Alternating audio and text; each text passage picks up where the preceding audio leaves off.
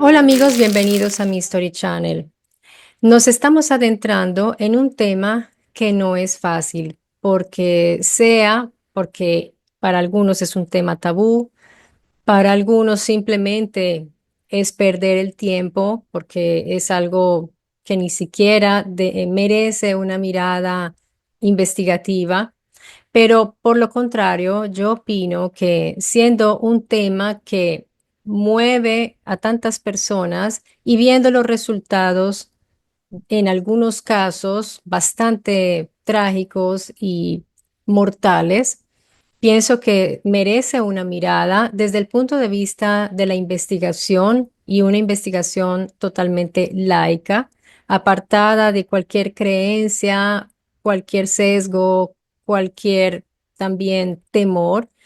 Y yo soy sincera con ustedes porque a mí no me gusta llevar apariencias de que soy una persona totalmente escéptica o fría. Este tema lo estoy investigando también a título personal porque a mí me ayuda mucho, ya que por muchos años, por mucho tiempo, le tuve un miedo muy intenso a esto, a la posesión, a la posibilidad de que un día tú seas el escogido.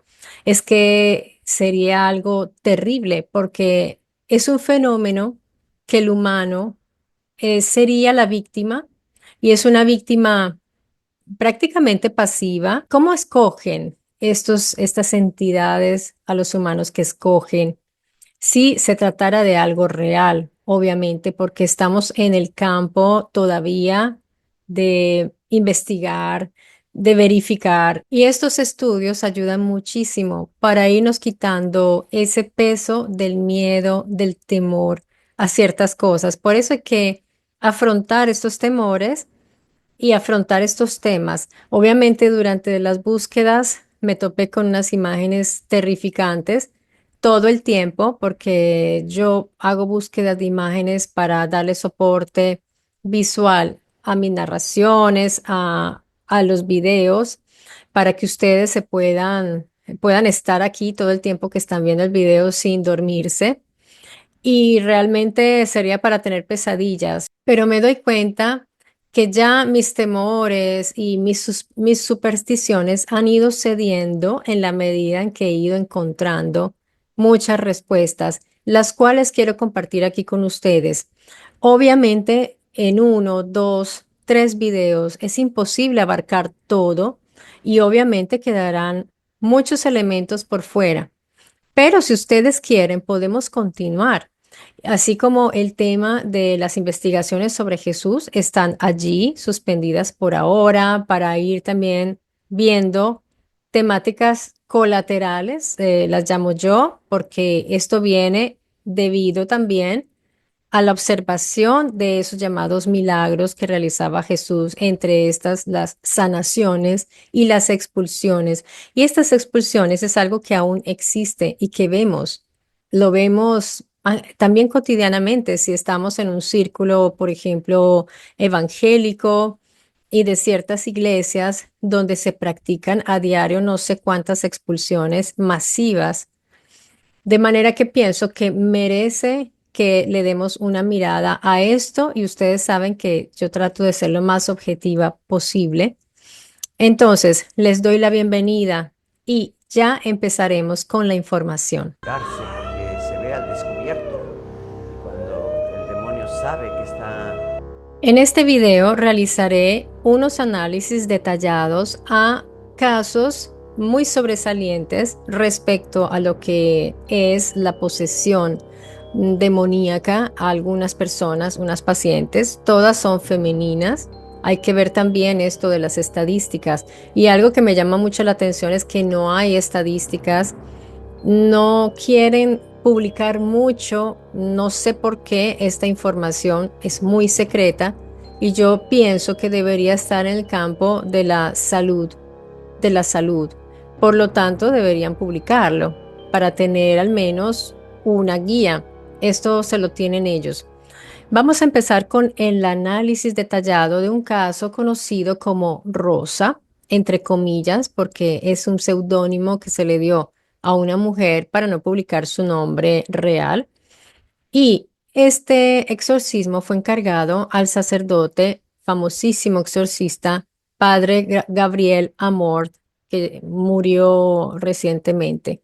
Este caso ocurrió en el 2015 y fue respaldado por testimonios médicos y lo consideraron imposible de explicar solo desde la medicina. Por eso lo escogí. Los casos que escogí hoy son los que deberían confirmar la existencia del exorcismo. Si ustedes conocen otros casos, que sé que hay muchos, pero que sean de vital importancia para la supuesta confirmación de los supuestos exorcismos, pues me lo pueden escribir en los comentarios y los podemos revisar. Como les decía, entonces, esto fue respaldado por este proceso de exorcismo, fue respaldado por testimonios médicos, los cuales verificaron, o sea, confirmaron ellos mismos que era un caso, el de Rosa, que era imposible de explicar desde la medicina.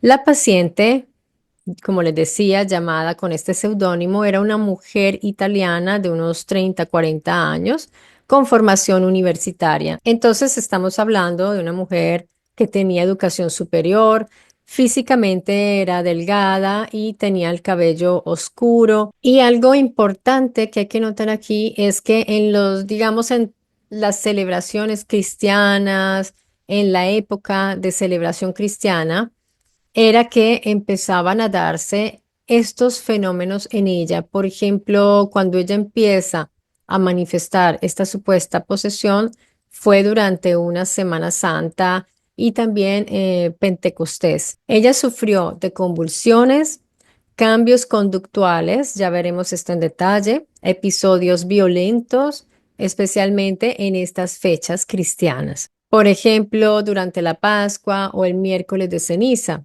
le venían estos ataques. Claramente, e inmediatamente la gente relacionó todo y dijo, está poseída.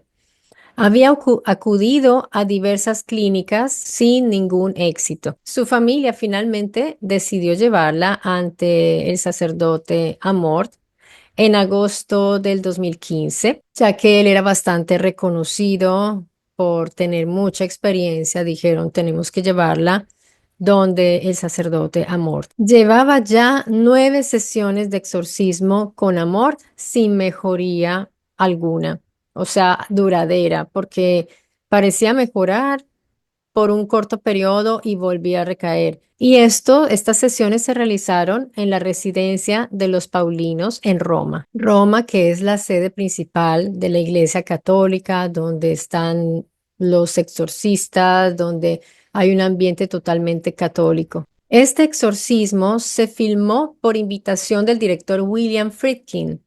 No sé si lo recuerdan, pero Friedkin fue el director de la película El Exorcista. Y hago un paréntesis que sería bueno dedicarle este estudio también a analizar las películas de los exorcismos, si quieren.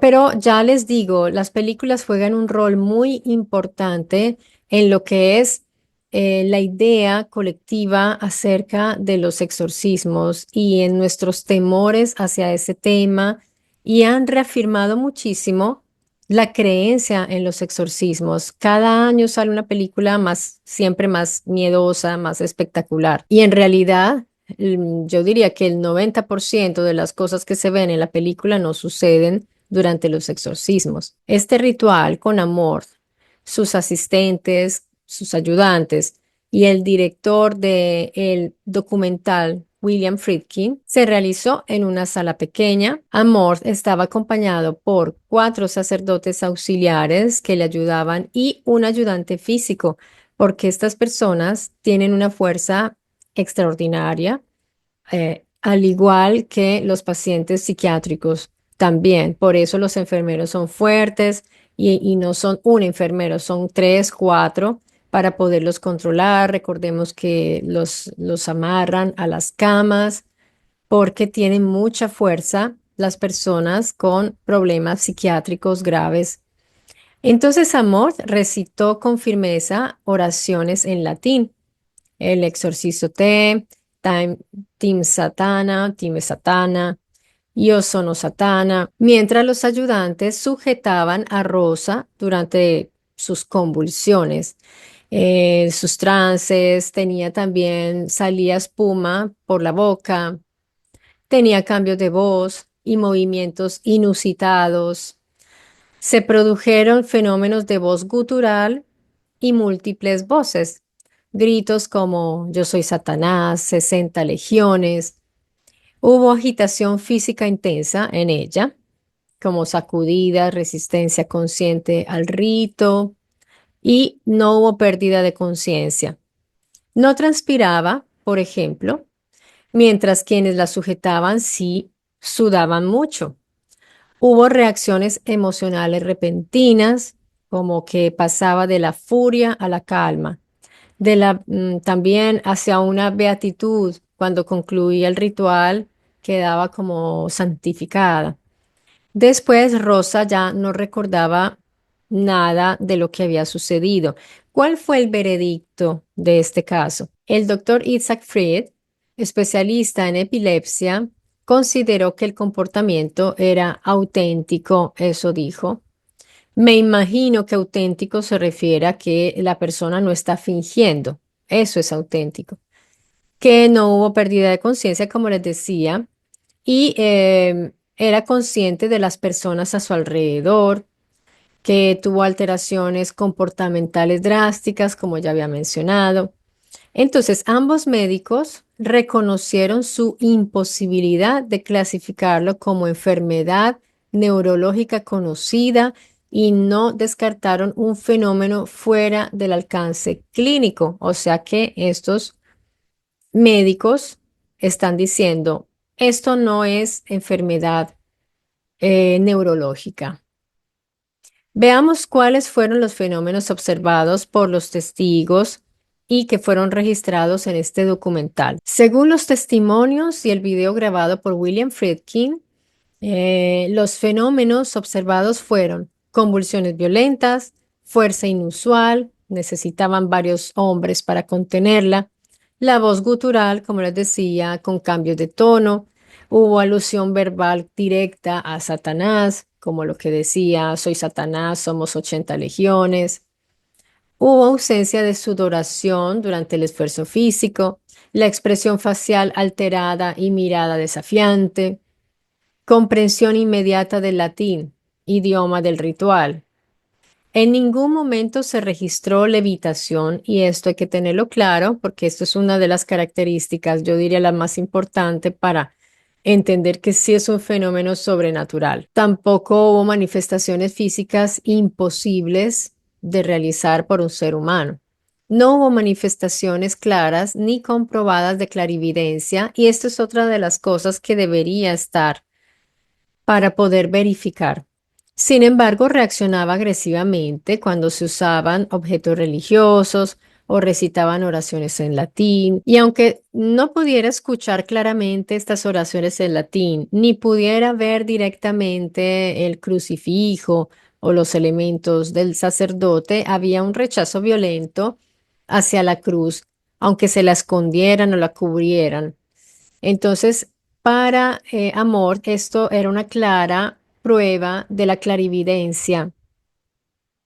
Sin embargo, estas no son pruebas contundentes, puesto que en casos de trance histérico, por ejemplo, o disociativo, la persona puede responder de forma automática, como si supiera, está preveyendo, está previniendo ya algo que va a ocurrir sin necesidad de que tenga un poder de visualización previa como la clarividencia.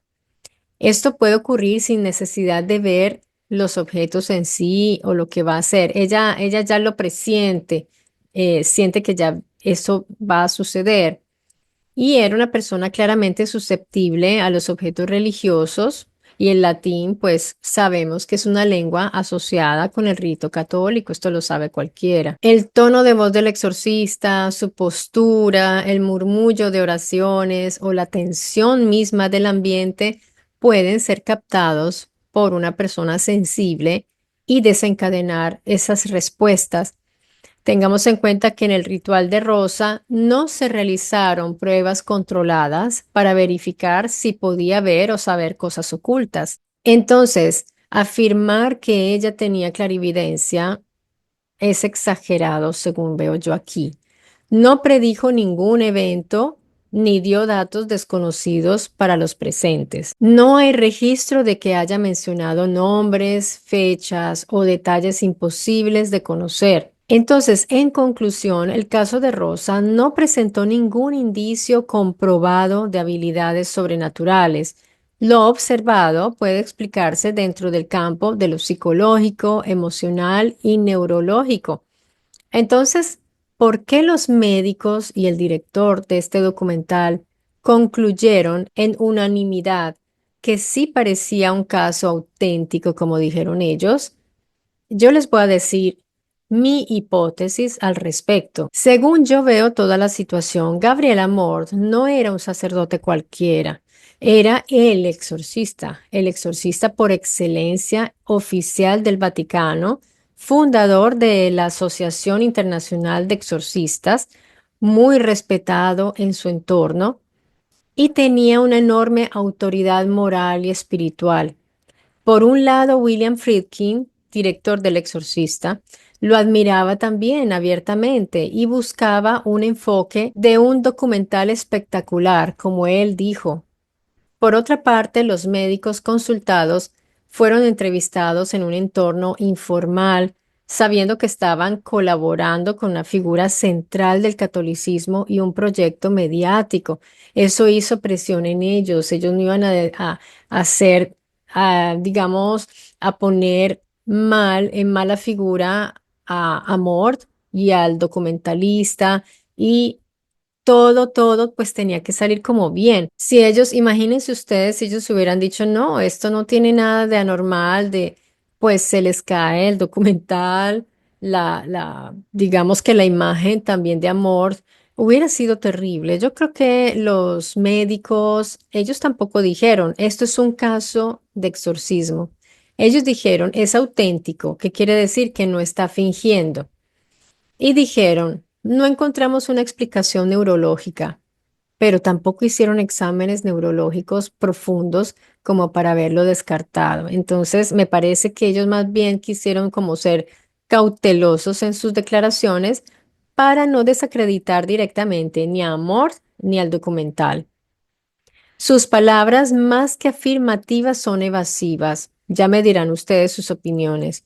O más bien neutras, con un tono respetuoso, porque dijeron, no encaja en ninguna patología que yo conozca.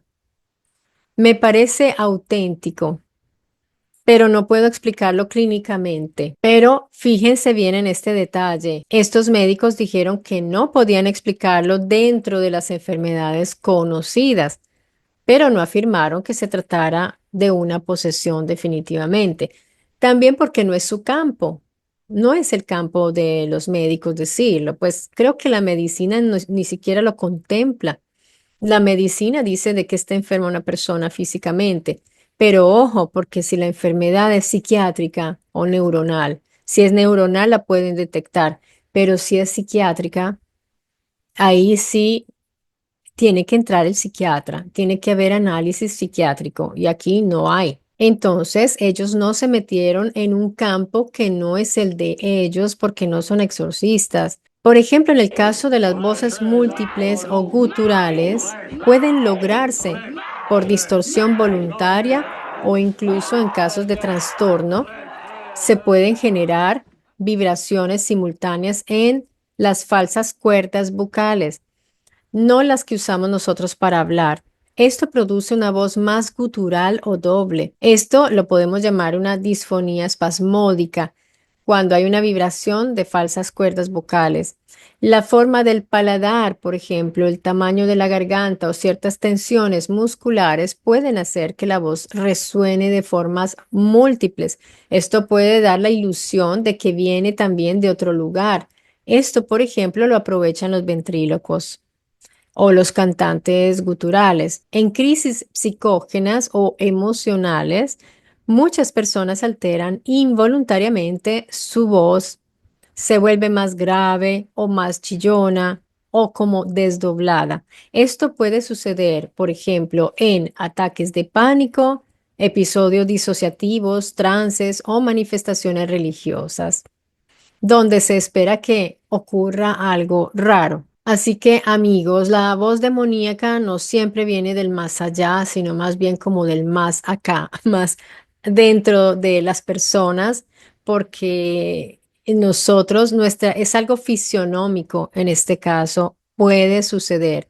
Por ahora, no estoy diciendo que no exista, pero estoy diciendo que pudo haber sido y tiene explicación, sí tiene explicación. Entonces, lo que en la Edad Media era una prueba de posesión, hoy ya lo podemos explicar desde la acústica y la fisiología. Ahora demos una mirada más detallada en otras manifestaciones físicas de la paciente. Por ejemplo, lo de la ausencia de sudoración durante ese esfuerzo físico intenso. Esto se llama anhidrosis o hipodrosis temporal porque puede parecer extraño, pero tiene explicaciones fisiológicas posibles y no implica necesariamente un fenómeno sobrenatural. En situaciones de estrés extremo, miedo o histeria, el cuerpo puede alterar su respuesta autonómica. El sistema nervioso simpático, encargado de activar la sudoración, puede colapsar momentáneamente o reaccionar de forma disfuncional. Esto es raro, pero está documentado en casos, por ejemplo, de trastorno conversivo. ¿Qué es el trastorno conversivo? El trastorno conversivo, también conocido como trastorno de conversión o trastorno neurológico funcional, es una condición psicológica en la que una persona presenta síntomas físicos que parecen neurológicos como parálisis, ceguera, convulsiones o mutismo, pero no hay un daño real neurológico, estructural o una enfermedad médica que lo explique. Entonces, la causa suele estar relacionada con conflictos emocionales intensos, traumas o estrés psicológico extremo, o sea que son cosas invisibles porque no podemos ver un trauma, pero ahí está. Y a veces ni la persona es consciente de que tiene un trauma. Por eso yo relaciono mucho algunos casos, no todos seguramente, con abusos y con problemas intrafamiliares importantes. Es como si la mente convirtiera un conflicto interno en un síntoma corporal. Es la famosa somatización, cuando somatizamos algo emocional y lo volvemos enfermedad física totalmente. Las famosas histerias, por ejemplo, que causan parálisis. Nuestra psicología es muy compleja y podemos manifestar una serie de síntomas que no vienen de nada físico. Entonces, cuando empiezan a mirar, pero no hay explicación médica, entonces al exorcista. Puede haber convulsiones pseudoepilépticas sin actividad eléctrica anómala en el cerebro. No se detectan con el EEG. Puede haber pérdida de voz, afonía psicógena. Yo he visto casos de gente que es muda, pero que no tienen problemas físicos, simplemente no pueden hablar. Desmayos o rigidez corporal, marchas extrañas o posturas anómalas. ¿Cuántas veces no hemos visto en las películas que, por ejemplo, empiezan a caminar como en cuatro patas? Y esto lo han explotado mucho en las películas cuando empiezan a caminar todos torcidos, pero exageran muchísimo, hacen unas torsiones que la persona prácticamente quedaría imposibilitada porque se fracturaría toda. Y bueno, esto lo iremos viendo aún más en detalle. Pero si ustedes ven lo que hacen ciertos contorsionistas, quiere decir que el cuerpo humano es capaz de todo eso y más. Yo he visto, por ejemplo, los chinos en el circo chino, las contorsiones que hacen son imposibles, pero las hacen. Obviamente es un cuerpo que está entrenado, pero bajo una condición psiquiátrica extrema no sabemos. Seguramente causaría muchos dolores y muchos problemas físicos, pero que se puede, se puede. Puede suceder y aquí lo está diciendo. Pueden tener marchas extrañas o posturas anómalas estas personas. Es importante tener en cuenta de que no, esto no es fingido. Esto no es que me lo inventé yo como quiero hacerme el enfermito. No, esto es una cosa que la persona no está actuando ni está simulando. Realmente siente que está paralizada, siente que es muda y convulsiona. Se diferencia del trastorno facticio o la simulación, donde sí están fingiendo porque necesitan atención o quieren engañar simplemente, también ha sucedido. Todo esto viene generalmente de antecedentes de traumas, abusos o un duelo no superado o una presión muy intensa. Algunas personas tienen condiciones neurológicas leves que afectan la producción del sudor también, especialmente si están bajo medicamentos o tienen antecedentes neurológicos como epilepsia, tumores o lesiones en nervios autónomos. Entonces, si Rosa estaba tomando, por ejemplo, ansiolíticos, antidepresivos, neurolépticos o anticolinérgicos, que es muy probable y pienso, estoy casi segura que sí, estos pueden reducir o hasta suprimir la sudoración. Entonces ya encontramos digamos, una explicación. Pero si nosotros queremos creer que era una posesión, tenemos que decir que eso fue una muestra de algo extraordinario. Si le estaban dando, por ejemplo, esa medicina para el sistema parasimpático, que es la atropina, todo esto. Y en casos de histeria disociativa, la persona cree estar poseída y puede inconscientemente contener el sudor o modular su respuesta corporal. Entonces, miren que la mente puede tener un poder enorme sobre el control del cuerpo sin que nosotros conscientemente lo estemos haciendo. Se entra en trances inducidos también debido a nuestro entorno y a tantas situaciones. Importante resaltar que Rosa sí creía que su problema venía directamente de un mal causado por demonios o maleficios. Ella estaba convencida. Ella declaró que los médicos y psiquiatras fallaron en su caso y que, según su percepción, ella decía, mi problema es causado por espíritus malignos, lo decía ella misma. Según Amorth, la causa era una maldición lanzada por la novia de su hermano, quien supuestamente pertenecía a un culto satánico o de brujería, y falta de diagnóstico médico claro. Ahí no hubo un diagnóstico médico claro.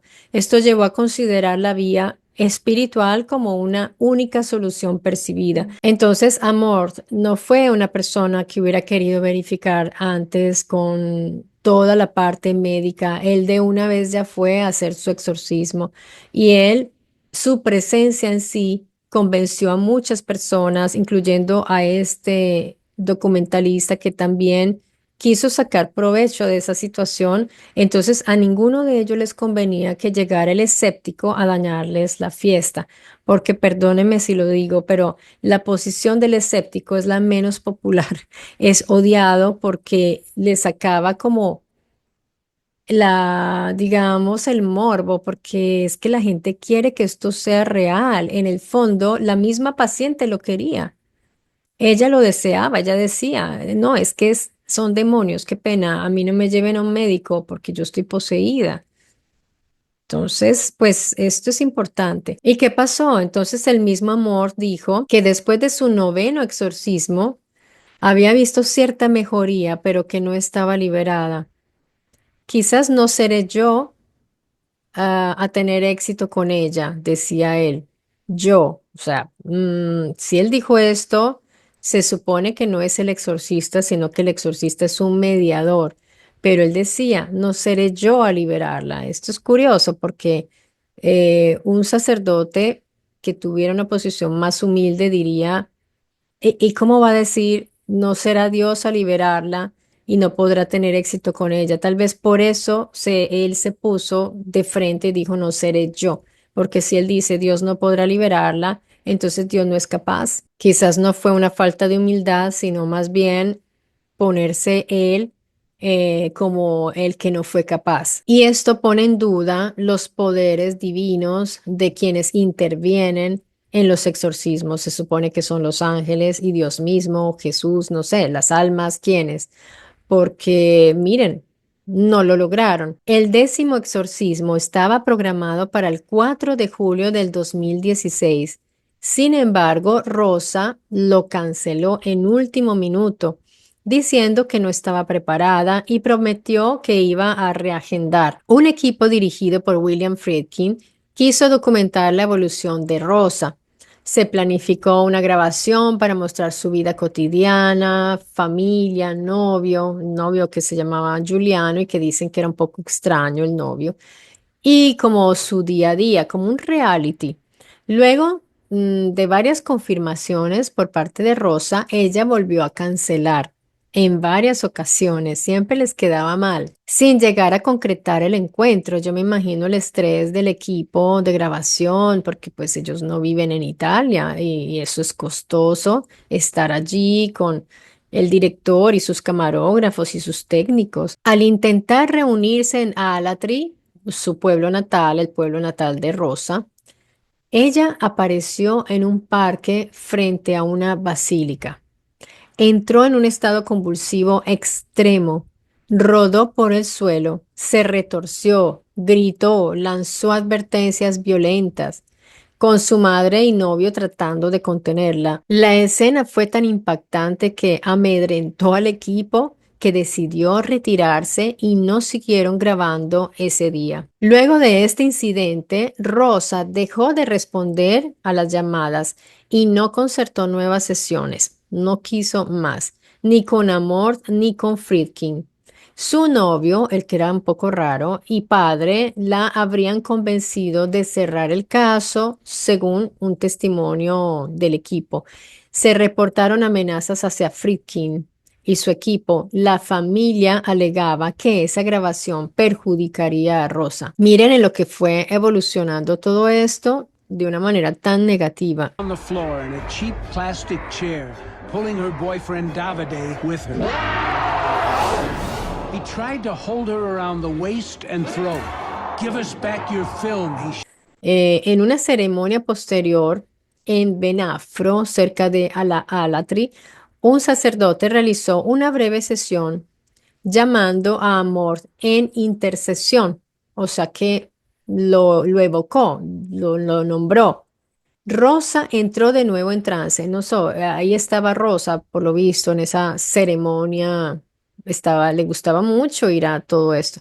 Y ella entró en trance nuevamente y dijo, no, no llames a él, no lo llames, no lo llames. Poco después de esta situación, de esa ceremonia donde ella entra en crisis, pocos meses después, en septiembre del 2016, Amor murió en Roma a los 91 años, ya tenía su edad.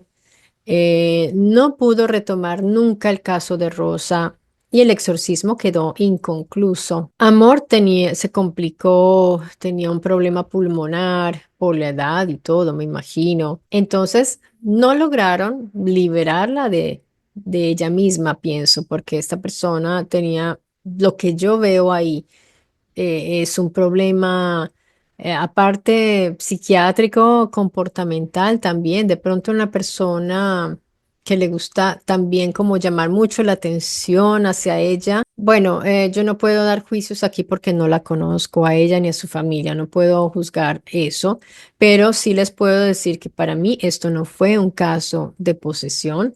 Y más bien tenían que haberla puesto bajo, en las manos de profesionales de la psiquiatría. Para mí, era un caso claramente psiquiátrico. Ahora vamos a ver el caso de Julia, la llamada reina satanista.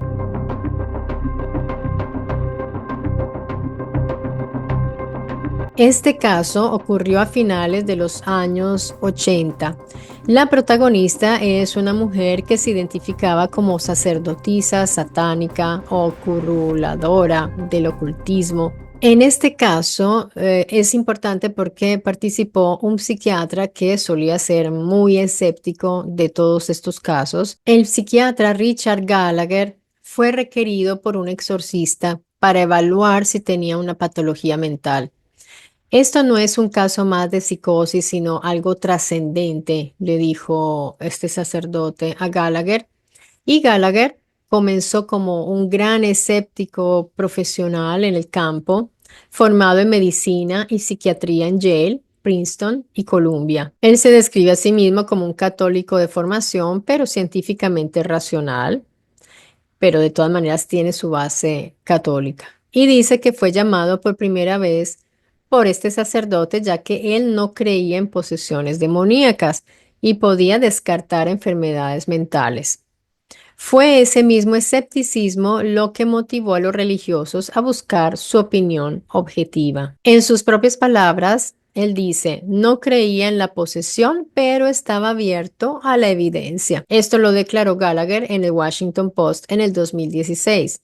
¿Cuáles fueron los fenómenos clave que llevaron a Gallagher a considerar que era una posesión auténtica? Vamos a ver.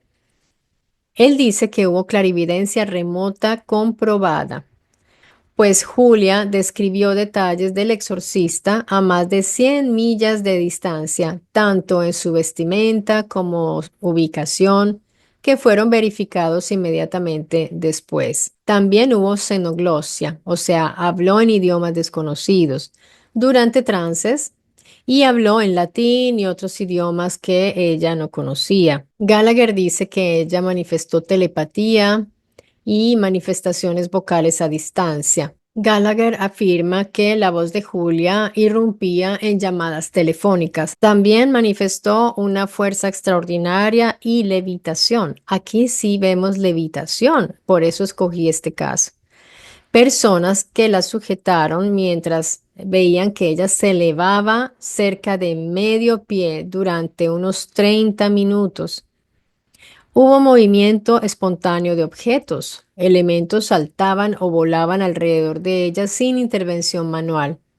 Esto es totalmente digamos, una característica de un verdadero, de lo que debería ser una posesión verdadera. Por ejemplo, él dice que ella mencionó la causa de la muerte de familiares de gente que estaba presente sin que ella pudiera haber tenido acceso a esa información. Pero después de leer todo esto tan impresionante, yo me pregunto, ¿qué tipo de pruebas serían necesarias para confirmar la veracidad de esto que se está declarando?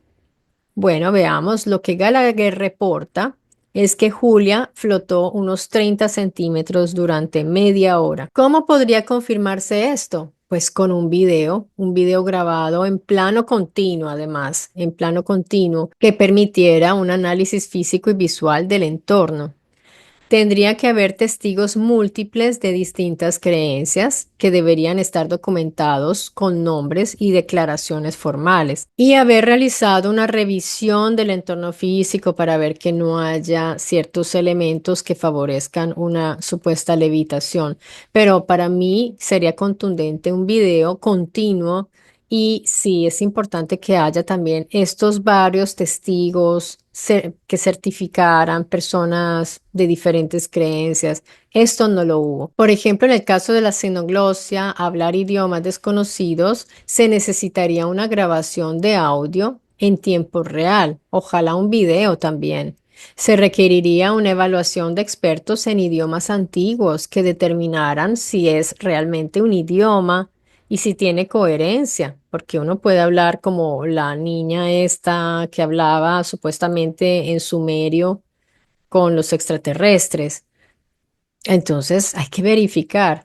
Una evaluación de memoria implícita, por ejemplo, criptomnesia, era importante porque podría revelar una posible exposición previa inconsciente. Si esta persona vio una película, leyó un libro y no recuerda, pero estaba en esa lengua, esto es posible que haya sucedido. Recordemos que a nosotros todo se nos olvida, pero todo va quedando almacenado en el cerebro.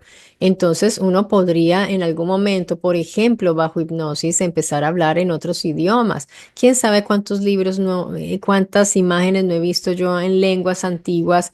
Pues eso está aquí en mi cerebro. Si alguien me hipnotiza, yo podría empezar a hablar en esas lenguas fácilmente. sin darme cuenta de qué estoy diciendo. Gallagher no proporcionó ninguna de estas pruebas, ni grabaciones, ni análisis lingüístico independiente. No queda claro si se trataba de palabras reales o sonidos rituales reproducidos. En el caso de la clarividencia, por ejemplo, el conocimiento oculto que Gallagher decía que ella tenía, pues él está confiando en su propia memoria y en el impacto emocional. No se documentó con grabación ni análisis crítico externo. Es solamente el testimonio de Gallagher. No se ha aportado ninguna grabación pública de todo esto, solo se menciona como un relato personal. Todos los fenómenos descritos por Gallagher pueden ser verificados científicamente también con medios modernos, si se documentaran de forma adecuada, pero en el caso de Julia, ninguno fue grabado, registrado o validado por terceros independientes, lo cual limita seriamente su valor como prueba irrefutable. Entonces, la misma pregunta que hice con el caso de Amor y Rosa y el director de la película, ¿por qué entonces Gallagher, que era un gran escéptico, después de haber presenciado tantos exorcismos, no creía en el exorcismo, en las posesiones? ¿Por qué de un momento a otro decidió creer o dijo que estaba convencido porque este caso lo convenció? Tengamos en cuenta, queridos amigos, que cuando Gallagher era escéptico no era famoso, era impopular, porque siempre el escéptico es impopular. Entonces, la gente leyendo esto de un psiquiatra que era escéptico, pues cómo no van a creer.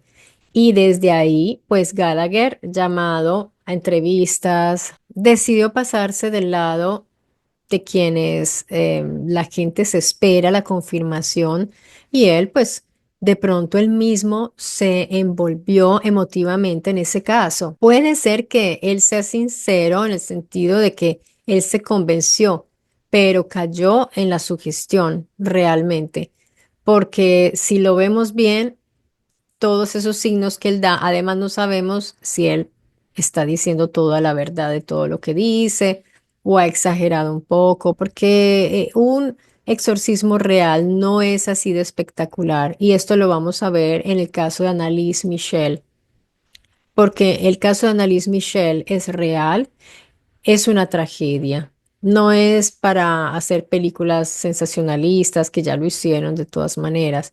A mí me parece un caso que a mí me conmueve muchísimo este caso y yo lo voy a resumir, no les voy a dar todos los detalles de todo, tal como lo hice con los anteriores, o si no, esto se vuelve larguísimo. Pero es un caso de los más conocidos y estudiados de supuestos exorcismos con consecuencias trágicas. Ella nació en Alemania, en Bavaria, y se llamaba Anna Elisabeth, y es conocida como Annalise Michel.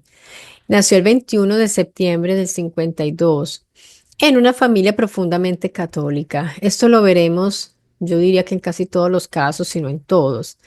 Tenía tres hermanas y sus padres, Joseph y Ana, eran muy devotos. Importante este elemento.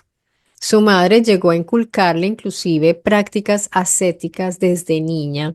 Esta señora era muy rígida y esta niña creció con muchas restricciones, con una moralidad muy alta, exigente y muy reprimida. Y esto es un elemento importantísimo en los casos de histeria y de supuestas posesiones. Estudió pedagogía en la Universidad de Wurzburgo, descrita por sus compañeros como seria, retraída y muy religiosa. Una Carrie, ¿ustedes vieron esa película Carrie? Tal cual, con esa mamá fanática, la niña en la escuela, como le hicieron bullying y al final pues resultó quemando a todo el mundo con sus poderes sobrenaturales, pero en la realidad no es así. A los 16 años tuvo convulsiones, empezó 16 años, es probable que sea su pasaje de adolescente a adulta, porque en realidad en una persona, yo fui muy religiosa Yo quiero involucrarme un poco en este caso porque vi cosas en común conmigo y les pido disculpas si lo hago, pero esto enriquece según lo que yo veo este relato, ya sabrán por qué. Y yo, por ejemplo, mi adolescencia prácticamente empezó como desde esa edad, como entre los 14 y me duró como hasta los 17 porque yo también fui una niña muy retraída, tímida y religiosa, y no por mi familia, sino porque yo me topé con los testigos de Jehová y yo tenía ya eso intrínseco en mí. Yo buscaba una verdad, desde muy niña siempre busqué algo más allá de lo aparente, así que me identifico y pienso que a los 16 años ella empieza a convulsionar porque seguramente ya estaba en ese periodo crítico de pasar de niña a ser mujer y fue diagnosticada con epilepsia del lóbulo temporal. Yo tenía un tumor en el lóbulo izquierdo, en la parte de atrás tuve un tumor, un meningioma, y yo no sabía desde niña y yo tenía epilepsia, pero nunca tuve crisis como estas. Fui muy afortunada de verdad, pero yo tenía epilepsia. Más tarde se acompañó de episodios depresivos, también pasé por eso, y entre 1970 y 1973 presentó alucinaciones visuales, yo también pasé por eso.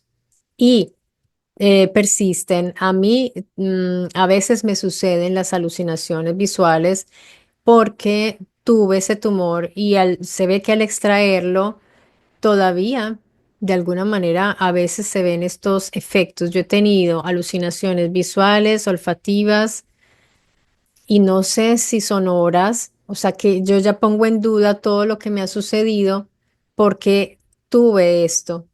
Entonces, imagínense, es bien complicado cuando se está en un entorno difícil. Afortunadamente yo conté con personas muy lindas a mi alrededor para no caer de pronto en una situación así y creerme poseída o algo así. Y nunca tuve esas convulsiones em, como esas corporales, no. Pero es interesante. Pero ella en sus alucinaciones, por ejemplo, yo veía otras cosas más agradables. Ella veía caras demoníacas que menos mal a mí eso no me pasó, porque entonces uno puede empezar a pensar y si ustedes mezclan con las creencias, pues chao. Escuchaba voces terribles y un creciente odio hacia objetos y lugares sagrados. Miren, ese rechazo era inconsciente, pobrecita, porque precisamente ese era el origen, la religión, las creencias, esa actitud de los padres de beatitud, de fanatismo religioso, ella, esta niña, lo rechazaba inconscientemente y empieza a mostrar un rechazo hacia los lugares y símbolos religiosos sagrados. Entonces ella recibió medicación para epilepsia, Dilantin y Tegretol. Miren que a mí el Tegretol me lo tenían que dar también, yo lo tomé el Tegretol y antipsicóticos sin mejoría evidente, no mejoraba. Yo creo que esta niña tenía un tumor también y por eso no mejoró con todos estos fármacos y tratamientos. Ella tendría un tumor seguramente y las epilepsias eran y las alucinaciones, todo esto eran síntomas de su tumor, pero nunca le realizaron una resonancia magnética porque en esa época de pronto ni había. Las resonancias magnéticas son muy recientes. Miren, esto es en el 75, yo nací en el 71 y a mí me realizaban esos llamados electroencefalogramas y nunca me detectaron el tumor. A ella lo mismo, pobrecita, y no le detectaron su tumor porque pues no se lo hizo, ella ya estaba grandecita, no llegó a la resonancia magnética. En marzo de 1975 se solicitó ayuda al sacerdote Ernst Alt, quien reconoció signos de posesión. El obispo permitió un rito menor. En septiembre del 75 inició el exorcismo mayor bajo el rito del Rituale Romanum, que se los mencioné en el anterior video, con los sacerdotes Alt y Arnold Renz, sumando 67 sesiones durante 10 meses. Sus comportamientos fueron extremos. gritos profanos, esto es extremo, ¿eh? Gritos profanos, voces guturales, blasfemias. Me imagino que para la familia esto era muy extremo. Yo lo veo como una catarsis, pero esto era una posesión. Autolesiones. Se mordía, mordía paredes, rompía objetos. También comía insectos, consumía su propia orina. Pobre niña, estaba en un estado deplorable de salud mental terrible. Realizó más de 500 genuflexiones diarias. ¿Qué significa esto? Y esto le produjo graves lesiones físicas.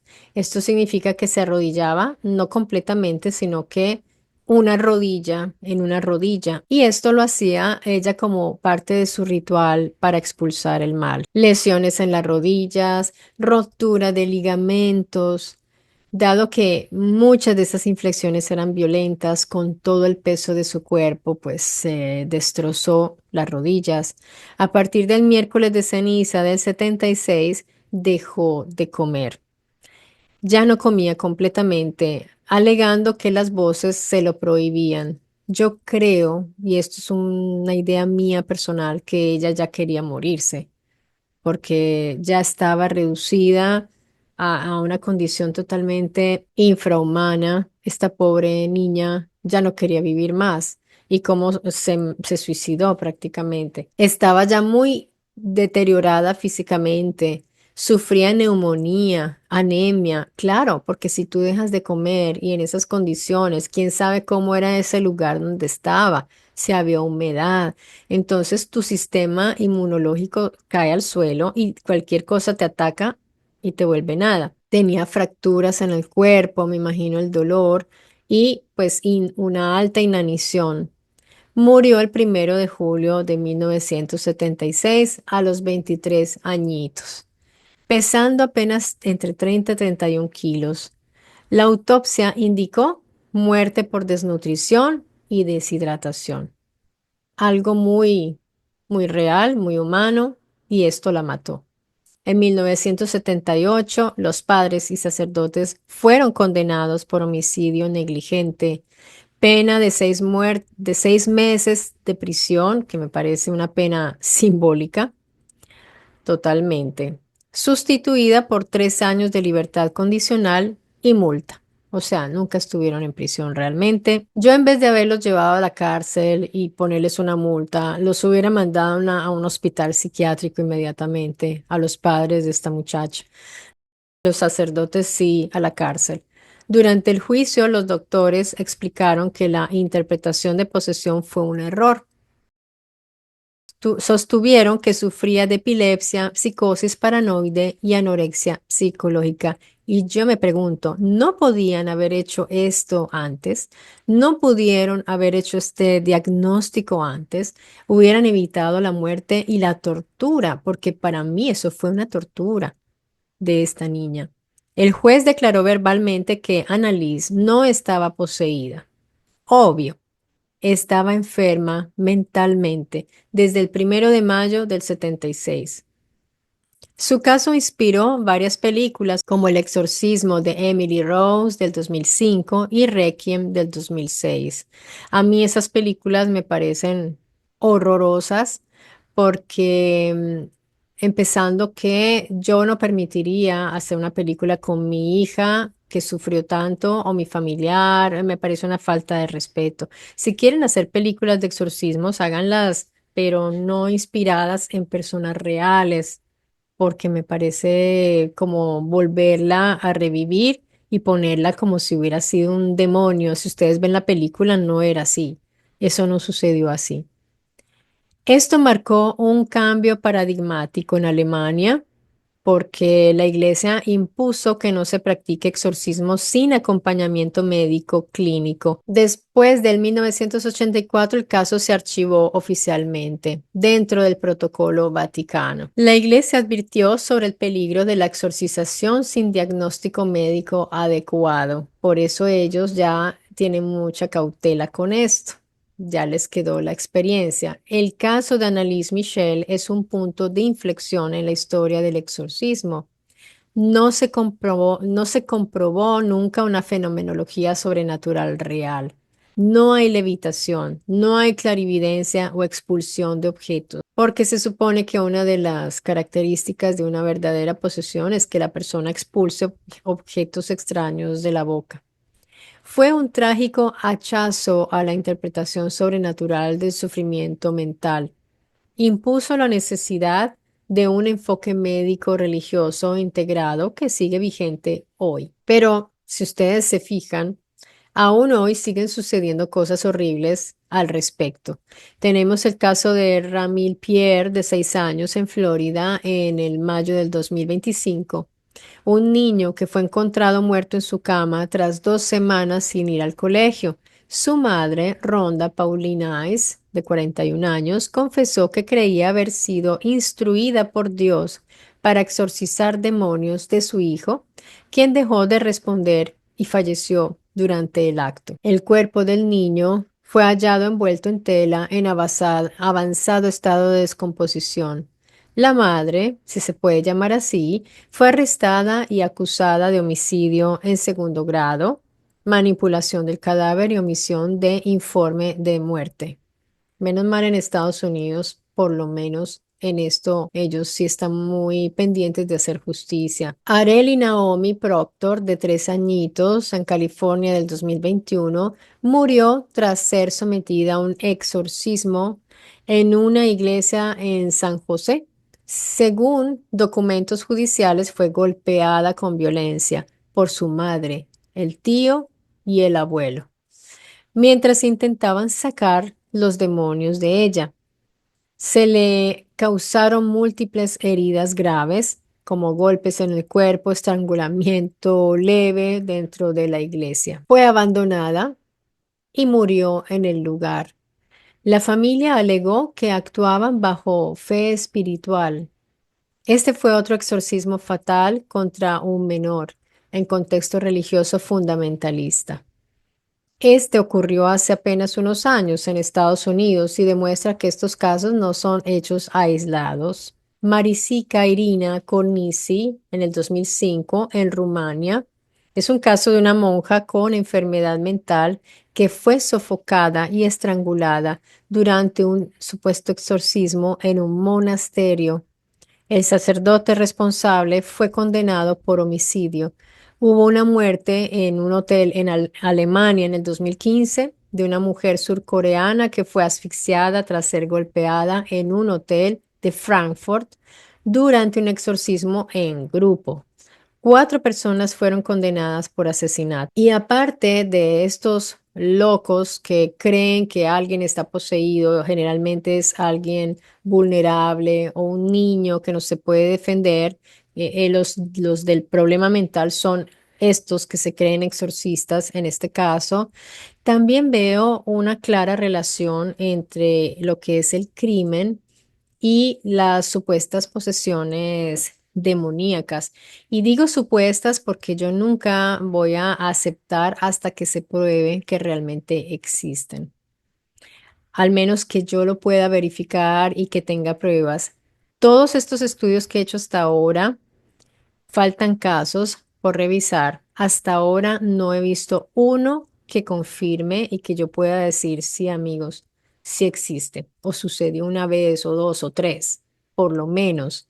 Entonces, no se preocupen, vamos a seguir ahondando. Obviamente, lo que yo observo, lo que yo opino y pienso, no tiene ninguna importancia y no cambia una realidad si fuera una realidad. Esto quiero dejarlo clarísimo porque yo no pretendo ser una persona que tiene la verdad absoluta, pero hasta ahora, y se los digo sinceramente, lo que yo veo es que no existe porque los demonios, hasta ahora lo que he visto, no existen. Satanás no puede existir como se pretende que sea Satanás, porque no está en la Biblia el personaje Satanás o diablo.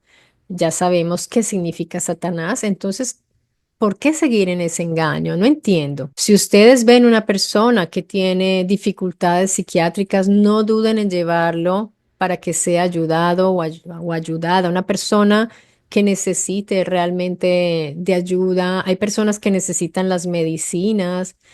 Ya menos mal, esto ya está muy identificado, pero de todas maneras en zonas rurales, y no crean, hay personas que tienen ya en mente hacerle una maldad a alguien y usan como pretexto la posesión. Y como les decía, hay una clara relación entre el crimen y la posesión demoníaca, como podemos ver en el caso de Amityville, por ejemplo, en el cual Defoe dijo que había sido poseído y ya después se supo que todo esto fue organizado por el abogado del asesino de toda la familia Defoe para que lo pudieran liberar o mermarle la pena. Y su método, ¿cuál fue? La posesión demoníaca. Y de ahí nació un libro, y de ahí luego llegan los Warren y todo lo que se tejió alrededor de una farsa, porque el tipo asesinó a su familia diciendo que había sido un demonio. Así que, queridos amigos, yo diría que hay que tener mucha precaución con esas creencias y entre menos creamos, mejor. Estamos más seguros, más a salvo.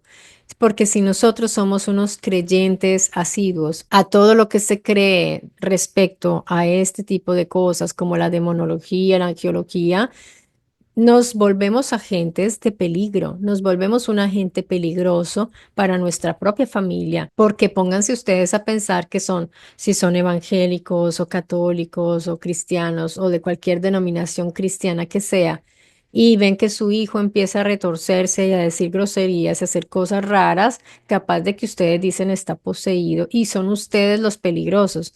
No su hijo. Recuerden que existe la esquizofrenia, porque hay personas que escuchan voces, personas que, y todo esto viene de su enfermedad mental, así que lo que necesitan son medicinas y ayuda profesional. Bueno, amigos, esto por ahora es lo que yo pienso y todavía no veo dónde están las posesiones. Ya sé más o menos, ya vimos en el video anterior la historia, que es muy interesante, al menos parte de la historia de la demonología y del origen de la creencia en las posesiones. Habría que ir a mirar también qué piensan en Asia, en el lejano oriente, pero estamos mirando por ahora la zona que ha afectado el pensamiento occidental de nuestra cultura. Por eso me pareció importante realizar todos estos estudios. Espero que a ustedes les haya resultado interesante. Si coméntenme qué opinan. Recordemos también que hay muchas personas que realizan exorcismos de manera freelance, por llamarlo así, que lo hacen así, tal cual, porque no sé con qué autoridad se creen estas personas de realizar este tipo de tratamientos espirituales. Lo hacen hasta por Zoom. He visto que hay unos pseudo sacerdotes que hacen esto por Zoom, por Facebook. Hay unos que se despachan por sacerdotes católicos y no lo son, porque ya vi, hay uno famoso que lo están entrevistando por todo lado y las personas que entrevistan deberían informarse bien el origen de esa persona. Y como esto es algo que atrae mucho el morbo de las personas y las personas realmente quieren que esto sea verdad, quieren que les prueben, que les comprueben finalmente, desean y anhelan la prueba de que esto sí existe. Porque cuando uno les prueba que no existe, es aburrido. Es hartísimo. Yo creo que por eso el psiquiatra al final cedió y dijo, bueno, ¿cómo me va mejor? ¿Si creo o si digo que sí existe o si digo que no, que ahí no hay nada? Pues con decir que ahí no hay nada y que no existe, no vende ningún libro. La gente no compra los libros de las personas que confirman que eso es falso. Las personas compran los libros de los que confirman que es real. Eso se los puedo asegurar. Y bien, amigos, con esto me despido de ustedes. Nos vemos pronto aquí en Mystery Channel. Un gran abrazo y gracias a quienes se hayan quedado conmigo hasta aquí. Hasta muy pronto. Chao.